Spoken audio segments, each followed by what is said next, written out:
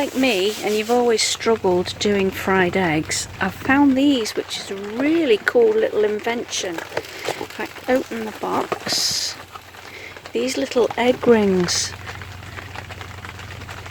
Fantastic invention.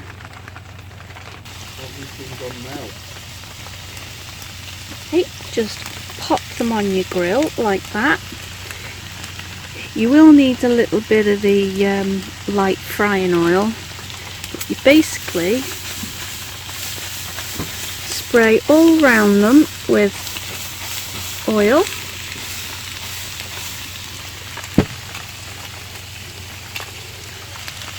There you go.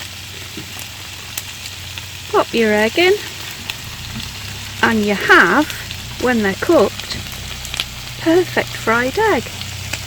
Mine's escaping a little bit there, but other than that, perfectly formed fried eggs. So the outcome is, apart from me breaking the yolk on those two, perfect fried eggs that haven't run absolutely everywhere. Those two ignore, that was my fault, it wasn't the egg rings. But yeah. In a little update from yesterday, this is what I was trying to achieve before I broke the yolk. There we are. You broke the yolk? I broke the yolk.